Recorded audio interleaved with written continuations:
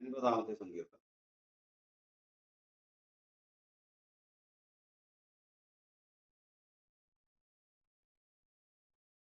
ആസാഫിന്റെ ഒരു സങ്കീർത്തനം, 50-ാം സങ്കീർത്തനം. നമുക്ക് വായിക്കുന്നത് ആവർത്തിക്കാം. ദൈവം, യഹോവയായ ദൈവം അരുളിച്ചെയ്തു, സൂര്യന്റെ ഉദയം മുതൽ അസ്തമയം വരെ ഭൂമിയെ വിളിക്കുന്നു. സൗന്ദര്യത്തിന്റെ പൂർണ്ണതയായ സിയോനിൽ നിന്ന് ദൈവം പ്രകാശിക്കുന്നു. നമ്മുടെ ദൈവം വരുന്നു, മൗനമായിരിക്കുകയില്ല. അവന് മുൻപിൽ തീ ദഹിപ്പിക്കുന്നു, അവന് ചുറ്റും വലിയൊരു കൊടുങ്കാറ്റടിക്കുന്നു. തന്റെ ജനത്തെ ന്യായം വിധിക്കേണ്ടതിന് അവൻ മേലിൽ നിന്ന് ആകാശത്തെയും ഭൂമിയെയും വിളിക്കുന്നു. യാഗം കഴിച്ച് എന്നോട് നിയമം ചെയ്തവരായ എന്റെ വിശുദ്ധന്മാരെ എന്റെ അടുക്കൽ കൂട്ടുകയും ദൈവം തന്നെ ന്യായാധിപതി ആയിരിക്കിയാൽ ആകാശം അവന്റെ നീതിയെ ഘോഷിക്കും. എന്റെ ജനമേ, കേൾക്കാൻ ഞാൻ സംസാരിക്കും. ഞാൻ നിന്നോട് സാക്ഷീകരിക്കും. ദൈവമായി ഞാൻ നിന്റെ ദൈവമാകുന്നു. നിന്റെ ഹനനയാഗങ്ങളെ കുറിച്ച് ഞാൻ നിന്നെ ശാസിക്കുന്നില്ല. നിന്റെ ഹോമയാഗങ്ങൾ എപ്പോഴും എന്റെ മുമ്പാകെ ഇരിക്കുന്നു. നിന്റെ വീട്ടിൽ നിന്ന് കാളയെയോ നിന്റെ തൊഴുത്തുകളിൽ നിന്ന് പോരാട്ടന്മാരെയോ ഞാൻ എടുക്കുകയില്ല. കാട്ടിലെ സകല മൃഗവും പർവ്വതങ്ങളിലെ 1000 ജന്തുക്കളും എനിക്കുള്ളവയാകുന്നു. മലകളിലെ പക്ഷികളെ ഒക്കെയും ഞാൻ അറിയുന്നു. വയലിലെ ജന്തുക്കളും എനിക്കുള്ളവ തന്നെ. എനിക്ക് വിഷമം ഞാൻ നിന്നോട് പറയുകയില്ല. ഭൂലോകവും അതിന്റെ നിറവും എന്റേതത്രേ. ഞാൻ കാളകളുടെ മാംസം തിന്നുമോ? പോരാട്ടവട്ടന്മാരെ രക്തം കുടിക്കുമോ? ദൈവത്തിന് സ്തോത്രയാഗം അർപ്പിക്കാം. അത്തിന് നിന്ന് എന്റെ നേർച്ചകളെ കഴിക്കാം. കഷ്ടകാലത്തിനെ വിളിച്ചപേക്ഷിക്കാം. ഞാൻ നിന്നെ വിടിവിക്കുകയും നീ എന്നെ മഹത്വപ്പെടുത്തുകയും ചെയ്യും. എന്നാൽ ദുഷ്ടനോട് ദൈവം അരുളിച്ചെയ്യുന്നു, നീ എന്റെ ചട്ടങ്ങളെ അറിയിപ്പാനും എന്റെ നിയമത്തെ നിന്റെ വായിൽ എടുപ്പാനും നിനക്കെന്ത് കാര്യം? നീ ശാസനയെ വെറുത്തു, എന്റെ വചനങ്ങളെ നിന്റെ പിറകിൽ എറിഞ്ഞു കളയുന്നുവല്ലോ. കള്ളനെ കണ്ടാൽ നീ അവനെ അനുകൂലപ്പെടുന്നു. വ്യഭിചാരികളോട് നീ പങ്കുകൂടുന്നു. നിന്റെ വായി നീ ദോഷത്തിന് വിട്ടുകൊടുക്കുന്നു. നിന്റെ നാവ് വഞ്ചന പിണയ്ക്കുന്നു. നീ നിന്റെ സഹോദരന് വിരോധമായി സംസാരിക്കുന്നു. എന്റെ അമ്മയുടെ മകനെ കുറിച്ച് അപവാദം പറയുന്നു. ഇവ നീ ചെയ്ത് ഞാൻ ഉണ്ടാതിരിക്കാൻ ഞാൻ നിന്നെ പോലുള്ളവനെന്ന് നീ നിരൂപിച്ചു. എന്നാൽ ഞാൻ നിന്നെ ശാസിച്ച് നിന്റെ കണ്ണിനുള്ളിൽ അവയെ നിരത്തി വയ്ക്കും. ദൈവത്തെ മറക്കുന്നവരെ ഇത് ഓർത്തുകൊള്ളുകയും, അല്ലെങ്കിൽ ഞാൻ നിങ്ങളെ കീറിക്കളയും. വിടുവിപ്പാൻ ആരും ഉണ്ടാകുകയില്ല. സ്തോത്രം എന്ന യാഗം അർപ്പിക്കുന്നവൻ എന്നെ മഹത്വപ്പെടുത്തുന്നു. തന്റെ നടപ്പിനെ ക്രമപ്പെടുത്തുന്നവന് ഞാൻ ദൈവത്തിലെ രക്ഷയെ കാണിക്കും. തുല്യമീ ജീവിതം വയലിൽ, പുല്ലിനു തുല്യമീ ജീവിതം വയലിൽ, പൂവെന്ന പോലിതു പൂക്കുന്നതുല, പൂവെന്ന പോലിതു പൂക്കുന്നതുല. വാഴ്ത്തുക നീ മനവേ, എൻ പരനെ വാഴ്ത്തുക നീ വാഴ്ത്തുക നീ മനമേ, എൻ പരനെ വാഴ്ത്തുക നീ മനമേ. വലിയവനായ ദൈവമേ, സ്വർഗ്ഗസ്ഥ പിതാവേ, ഈ നല്ല പ്രഭാതത്തിനായി കർത്താവിനെ സ്തുതിക്കുന്നു. ഈ ആഴ്ചവട്ടത്തിന്റെ 1-ാമത്തെ ദിവസം കർത്താവിനെ ആരാധിക്കുവാൻ കർത്താവിന്റെ ജനമായി ഞങ്ങൾ കൂടി വന്നിരിക്കാവുന്നല്ലോ. ഇന്ന് ഞങ്ങൾക്ക് അനുഗ്രഹിക്കപ്പെട്ട ഒരു ആരാധന തരണം. ഞങ്ങളുടെ ജീവിതത്തിൽ ഇന്ന് ഒരു മാറ്റത്തിന്റെ ദിവസമായിരിക്കണം. ദൈവസഭയ്ക്ക് വേണ്ടി, ദൈവനാമത്തിന് വേണ്ടി കർത്താവേ, ദൈവമേ, ഞങ്ങളുടെ പ്രാണന് വേണ്ടി, ഞങ്ങളുടെ സഹോദരങ്ങളുടെ പ്രാണന് വേണ്ടി ഇന്ന് കർത്താവെ ഞങ്ങളെ പ്രത്യാശയാക്കി ഒരുങ്ങുവാൻ കർത്താവേ ഈ ആരാധന മൂലം കർത്താവ് സഹായിച്ച് അനുഗ്രഹിക്കണം. ഞങ്ങൾക്ക് വേണ്ട ദൂതുകളും ആലോചനകളും ദൈവശക്തിയും എല്ലാം സ്വർഗ്ഗത്തിൽ നിന്ന് നൽകി തരണം. എല്ലാം തിരുനാമത്തിന് മുഖത്തിനാക്കി തീർക്കണം. കാത്തുകൊള്ളണമേ, അനുഗ്രഹിക്കണമേ, വഴി നടത്തണമേ. എല്ലാ അനുഗ്രഹങ്ങളും പങ്കിടുക തന്നെ സ്തുതി. കഴിഞ്ഞ ഒരാഴ്ചപ്പെട്ട കാലം ഞങ്ങൾക്ക് നല്ലവനായിട്ട് വഴി നടത്തിയ ദൈവത്തിന് സ്തോത്രം. ഒരിക്കൽ കൂടി താഴ്ന്ന അനുഗ്രഹിക്കുവാനാകണമേ. പ്രാർത്ഥന കേട്ടിരിക്കാൻ സ്തോത്രം ചെയ്ത് അനുഗ്രഹിച്ചിരിക്കാൻ സ്തോത്രം. ക്രിസ്തു യേശുവിന്റെ നാമത്തിൽ തന്നെ നമുക്കിരിക്കാം. കർത്താവായ യേശു ക്രിസ്തുവിന്റെ അതിപരിശുദ്ധ നാമത്തിന് മഹത്വം ഉണ്ടാകുമാറാകട്ടെ. ഇന്ന് ഈ ആരാധനയിൽ സംബന്ധിക്കുന്ന എല്ലാവരും വേഗം വരുന്നതിനായ ക്രിസ്തു യേശുവിന്റെ ധന്യമായ നാമത്തിൽ സ്നേഹവന്ദനത്തെ ഒരിക്കൽ കൂടി അറിയിക്കുന്നു. കർത്താവ് നമുക്ക് കഴിഞ്ഞ ഒരാഴ്ചത്തെ കാലം നല്ലവനായിരുന്നു. നമുക്ക് ജീവനോടെ ആയിരിക്കാൻ, വിശേഷാൽ കർത്താവിന്റെ നാമത്തിൽ ആയിരിക്കാൻ, അതുപോലെ തന്നെ കർത്താവിന്റെ സഭയിലായിരിക്കാൻ എല്ലാം കൃപ തന്ന് വീണ്ടും ഈ സ്ഥാനത്ത് നമ്മെ കൂട്ടിവരുത്തിയിരിക്കുകയാണ്. നമ്മൾ ഒരു കാര്യം മറന്നുപോകരുത്. കർത്താവ് പറഞ്ഞതുപോലെ ഏറിയ രാജാക്കന്മാരും പ്രവാചകന്മാരും നിങ്ങൾ കാണുന്നതിനെ കാണാൻ ആഗ്രഹിച്ചു, കണ്ടില്ല. നിങ്ങൾ കേൾക്കുന്നതിനെ കേൾക്കാൻ ആഗ്രഹിച്ചു, കേട്ടില്ല. എന്നാൽ നിങ്ങൾക്കോ ഇത് കാണാനും കേൾക്കാനും സംഗതി വന്നു. അതുകൊണ്ട് നമ്മൾ എപ്പോഴും നമുക്ക് ലഭിച്ചത് എന്ത് എന്നുള്ളതിനെ കുറിച്ച് അറിവുള്ളവരായിരിക്കണം. ഇല്ല എങ്കിൽ നമുക്ക് അതിൻ്റെ ആ പരമമായ ലക്ഷ്യത്തിലെത്താൻ സാധിക്കുകയില്ല. അതിന് പറയുന്നത് അവർ യഹോവയുടെ നന്മയും അവരുടെ കൈവേലയും വിവേചിക്കായതുകൊണ്ട് അവരെ പണിയാതിരിച്ചു കളയും. ഞാൻ അനുഭവിക്കുന്നത് എന്തെന്ന് ദൈവത്തിന് ഏറ്റവും നിർബന്ധമുള്ള കാര്യമാണ്.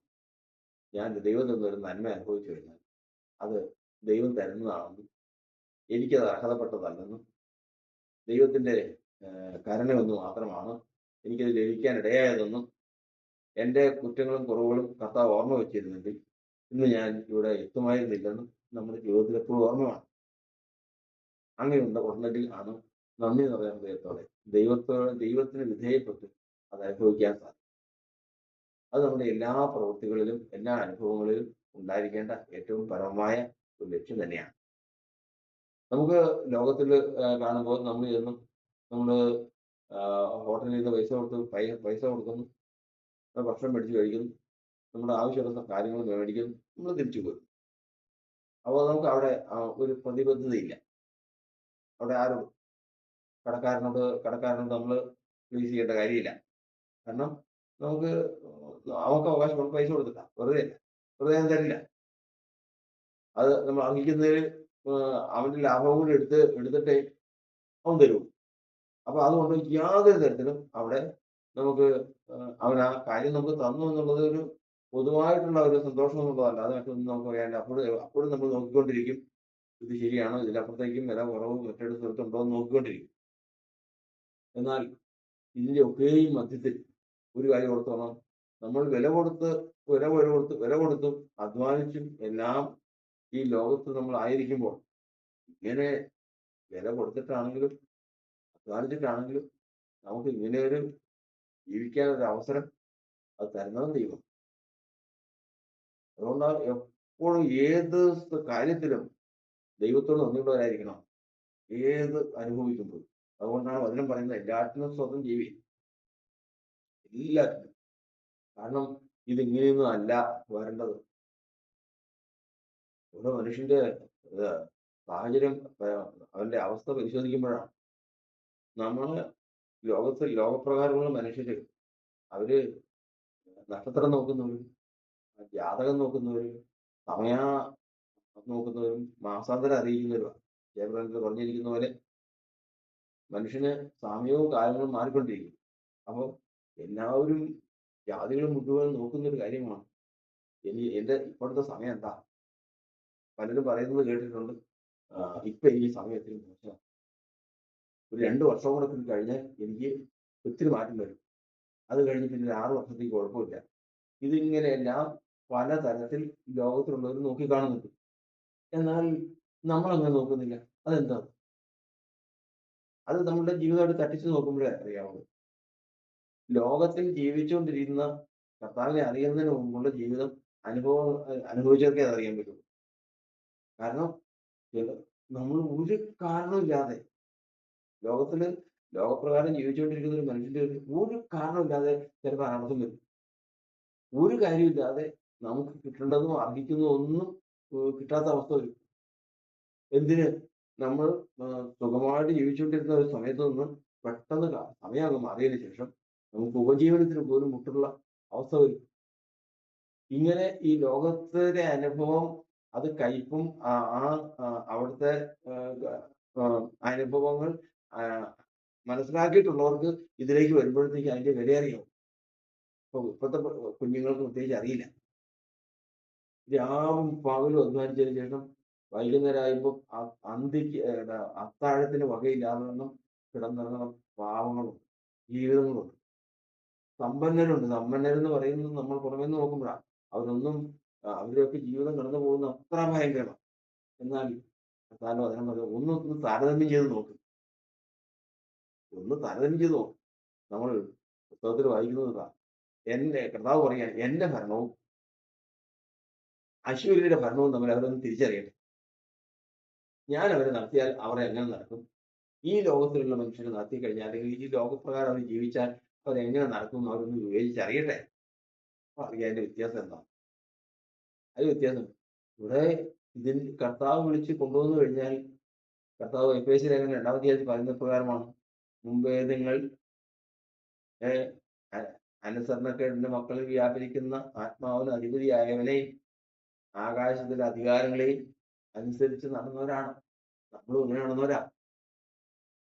ആകാശത്തിലെ നക്ഷത്രങ്ങൾ ഈ മാസം എനിക്ക് എങ്ങനെയാ, ഈ മാസം എന്റെ ജീവിതത്തിലെ അനുഭവം എങ്ങനെയായിരിക്കും, ഏത് നക്ഷത്രം ഏത് നിലയിലേക്ക് വരും, അപ്പൊ ഈ ഞാൻ അധ്വാനിച്ചിട്ട് കാര്യമുണ്ടോ, ആ ബിസിനസ്സിന് പോയാൽ കാര്യമുണ്ടോ, ഇതെല്ലാം സശ്രദ്ധം നോക്കിയിട്ട് ഇതെല്ലാം നോക്കിയാലും നേരെയാവില്ല.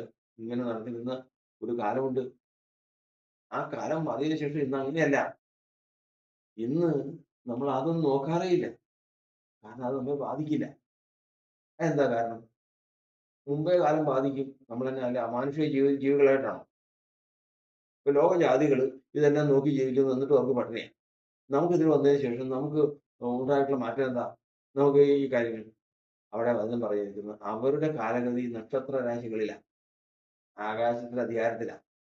നമ്മളോ സങ്കീർത്തനം പറയുന്നത് എന്റെ കാലഗതികൾ യഹോവയുടെ ഉപയോഗിച്ചിരിക്കും.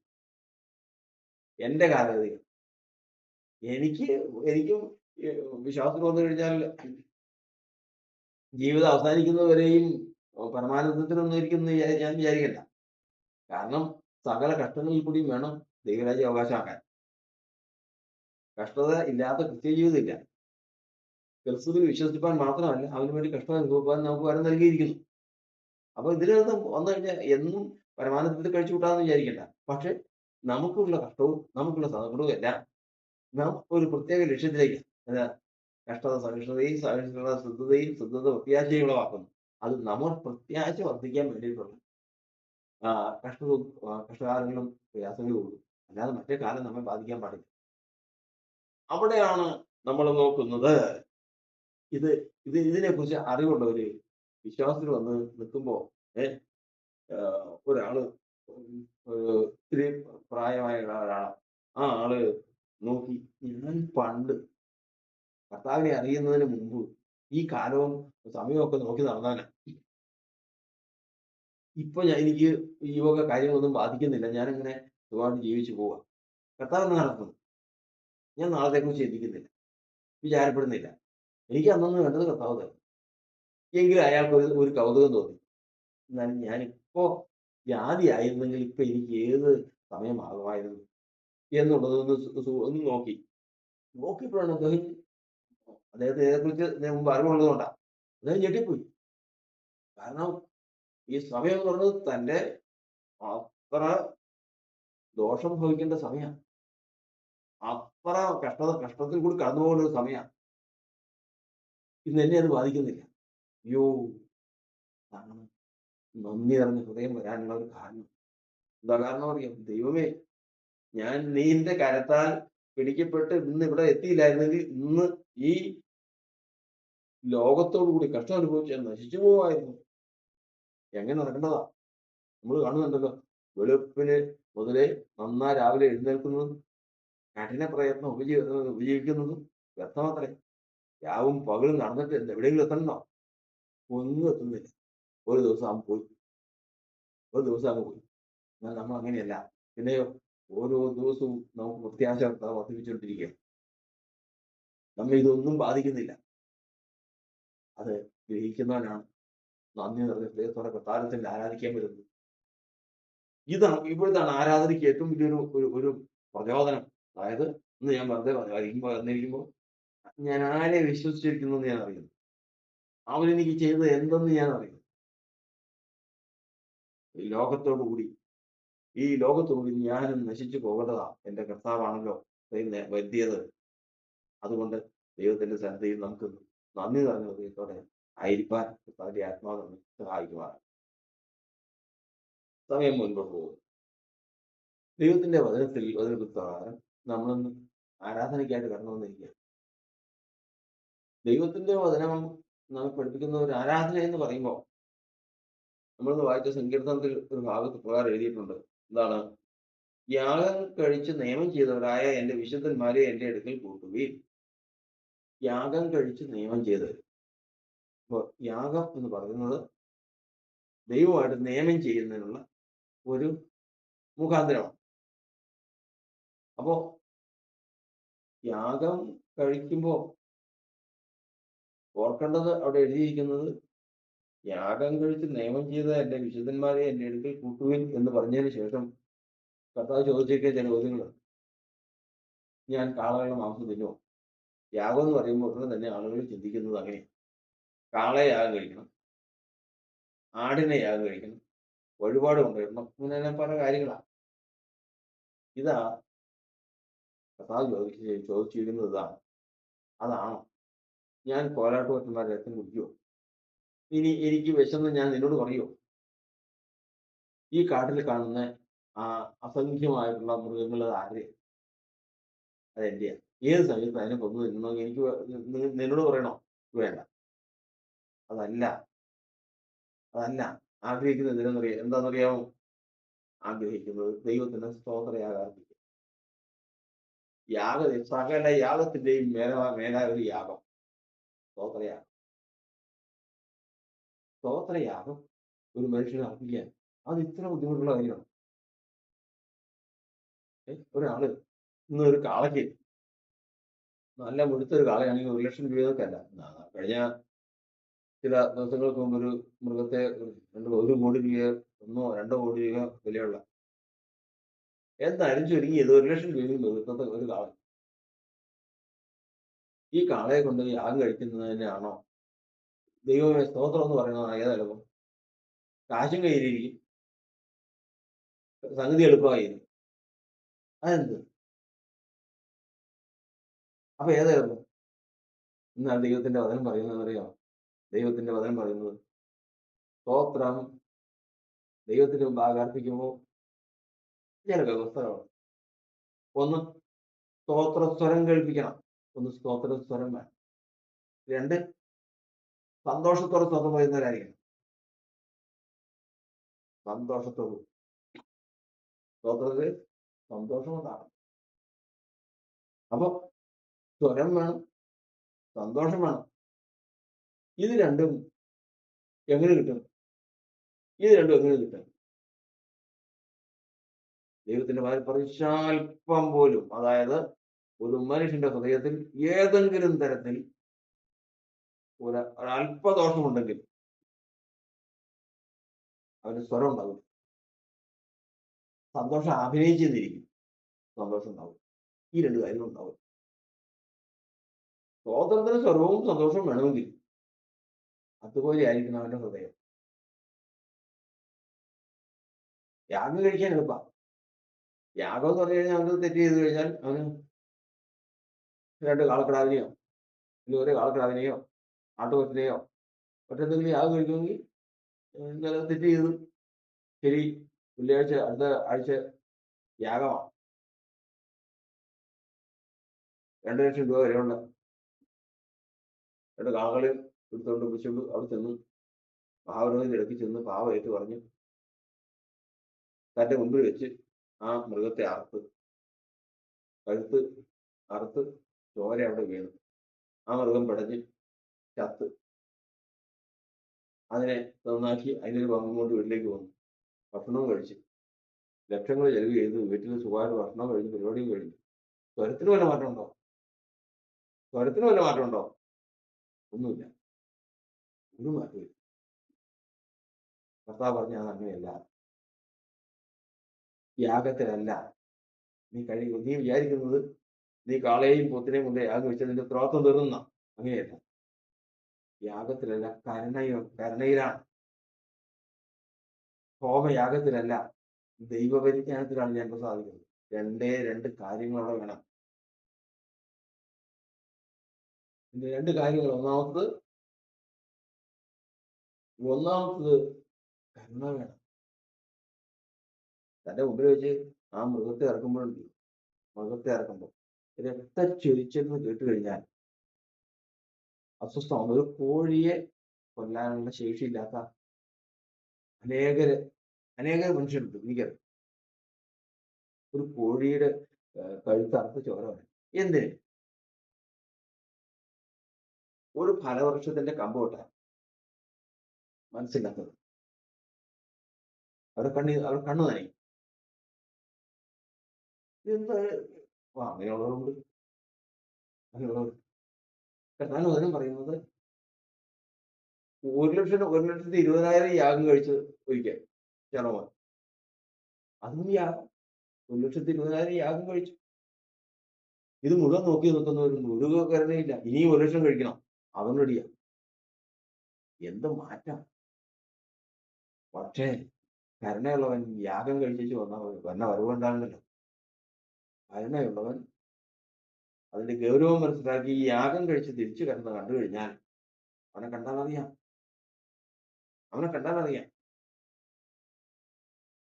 അവന്റെ സ്തോത്രത്തിൽ സന്തോഷവും അവന്റെ സ്തോത്രത്തില് വിടുതലിന്റെയും സ്വരവും അതിനുണ്ടാകും.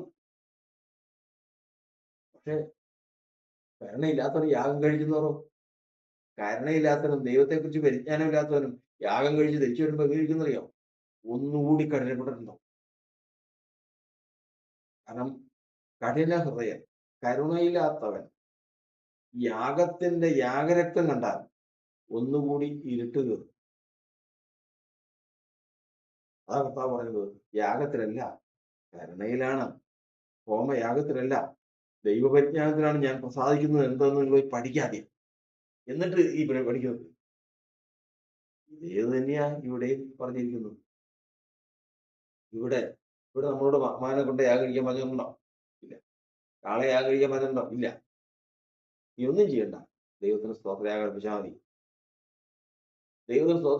മതി. അങ്ങനെയുണ്ടെങ്കിൽ ദൈവത്തിന്റെ സന്നിധിയിൽ മുട്ടുകളും അടക്കുമ്പോൾ കരുണയുള്ളവനാണെങ്കിൽ ഒരാരാധനയ്ക്ക് മുട്ടുമടക്കി കഴിയുമ്പോൾ കർത്താവിന്റെ കാലുവരിയെക്കുറിച്ചുള്ള ഓർമ്മ, ദൈവിക പരിജ്ഞാനം, ദൈവത്തെക്കുറിച്ചുള്ള പരിജ്ഞാനം അത് ഉണ്ടായെങ്കിലും കരുണയുള്ളവനാണെങ്കിൽ എഴുന്നേൽക്കുമ്പോൾ വേറൊന്നും പറയേണ്ട, സ്തോത്രം പറഞ്ഞാൽ മതി. അതാണ് ആരാധനയുടെ വിടുതൽ. ആരാധനയിൽ സാക്ഷ്യം പ്രാപിച്ചവൻ, ആരാധനയിൽ വിടുതൽ പ്രാപിച്ചവൻ എഴുന്നേൽക്കുമ്പോൾ അവൻ സ്തോത്രം പറഞ്ഞാൽ മതി. യഥാർത്ഥത്തിൽ അവനാണ് ദൈവത്തിന് മഹത്വപ്പെടുത്തുന്നത്. ആ സ്വരമുണ്ടെങ്കിൽ നമ്മൾ ഇവിടെ ഉണ്ടാക്കുന്ന സ്വരമെല്ലാം ഈ അന്തരീക്ഷത്തിൽ തീർന്നു പോകും. എത്ര വലിയ വെടിക്കെട്ട് നടത്തിയാലും നമ്മളവിടെ ഈ ദേശത്ത് പ്രസിദ്ധമായിട്ടുള്ള ഒരു വെടിക്കെട്ടുണ്ട്. ഇവിടെയും കേൾക്കാം. ഇവിടുന്ന് ഏകദേശം ഒരു 10-18 കിലോമീറ്റർ അപ്പുറം. അതൊന്നും ഇവിടെ കേൾക്കാം. കാരണം എത്ര ഒച്ച ഉണ്ടാക്കിയാലും അതിന് പരിധി. എത്ര ഒച്ച ഉണ്ടാക്കി, ഭൂകമ്പം ഉണ്ടായിക്കഴിഞ്ഞാൽ അതിനുണ്ട് ഒരു പരിധി. ബോംബ് ഇട്ട് കഴിഞ്ഞാൽ അതിനുണ്ട് ഒരു പരിധി. ലോകം മുഴുവനും കേൾക്കില്ല. ആ ദൂരപരിധിയുണ്ട്. അതവിടെ കഴിയുമ്പോൾ അസ്തമിച്ചു പോകും. നീ കേട്ടോ നേരത്തെ അവിടെ ഗാസയിലും ഇറാനിലും ഒക്കെ ബോംബ് വീണത്? ഇല്ല, നമ്മളാരും കേട്ടില്ല. അതിനാ അത് അത്രയ്ക്കുള്ള ഒരു ബോംബിന്റെ സ്ഫോടനം എന്ന് പറഞ്ഞാൽ 10-15 കിലോമീറ്റർ അല്ലെങ്കിൽ 10-20 കിലോമീറ്റർ അത്രേ ഉള്ളവരുള്ളൂ.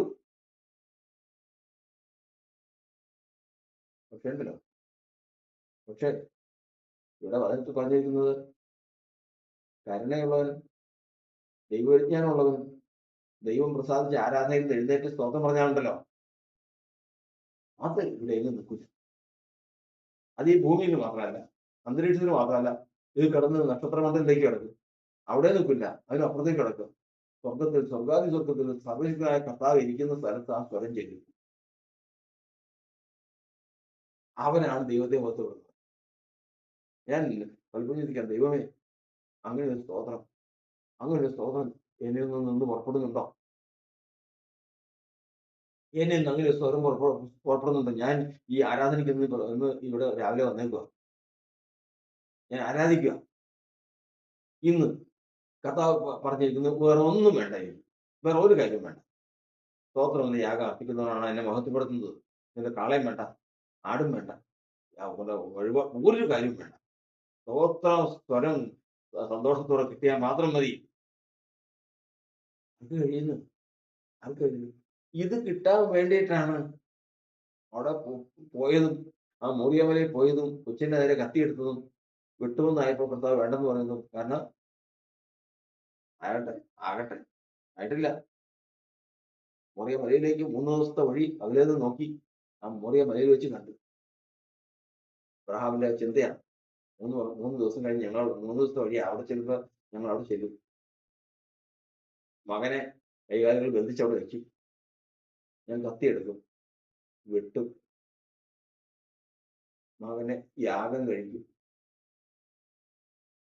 ഹോമയാഗം കത്തിക്കും, അവന്റെ ശരീരം ഞാൻ അങ്ങ് കത്തിക്കും. എന്റെ ദൈവത്തിന്റെ കൽപ്പനയാണ്, ചെയ്യാതിരിക്കാൻ പറ്റില്ല.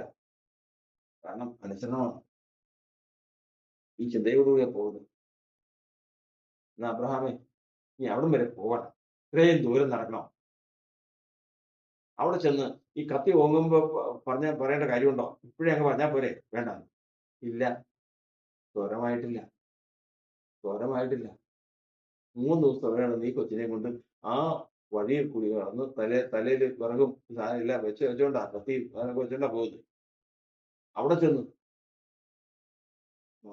ഇനിയെങ്കിലും പറഞ്ഞാൽ മതി. വേണ്ട, ഇല്ല, ദൈവത്തിനറിയാം സ്വരമായിട്ടില്ല. അവിടെ ചെന്നു വചനം പറയുന്നത്, എന്റെ പ്രമാണം അതിശയമായിരിക്കാൻ എന്റെ മനസ്സവയെ പ്രമാണിക്കുന്നു. ഏത് മനുഷ്യനും ഒരു പ്രവൃത്തി ചെയ്യുന്നതിന് മുമ്പ് മനസ്സുകൊണ്ട് അത് ചെയ്യും. അതാ 32 സങ്കീർത്തനം പറയുന്നത്. ഞാൻ എന്റെ പാപം ദൈവത്തോട് പറഞ്ഞില്ല, ഏറ്റു പറയുമെന്ന് ഞാൻ ഉള്ളിൽ പറഞ്ഞു, ഹൃദയത്തിൽ പറഞ്ഞു. അപ്പോഴാണ് പാപത്തിന് കുറ്റം ചോദിച്ചത്. പുറമെ ചെയ്യുന്നതിനേക്കാൾ മുമ്പ് അകമേ ഒരു പ്രവൃത്തിയുണ്ട്, അതില് വെള്ളം ചേർക്കുന്നതാണ് ഈ പ്രശ്നം. അവിടെയാണ് ഈ പ്രശ്നം. ഞാനൊരു കാര്യം ചെയ്യുന്നതിന് മുമ്പ് അത് മനസ്സുകൊണ്ട് ചെയ്യും. മനസ്സുകൊണ്ട് ചെയ്യുന്നത് പെർഫെക്റ്റ് ആണെങ്കിൽ ദൈവത്തിന് അറിയാം, ഇനി ആരും സാക്ഷ്യം വേണ്ട, അവരത് ചെയ്തിരിക്കും. മനസ്സിന് വളവും തിരിവും വരുമ്പോഴാണ് എങ്ങെത്താതെ പോകുന്നത്. ഇപ്പോഴും ആയിട്ടില്ല, കൊച്ചിനെ കിടത്തി കത്തിയെടുത്തു.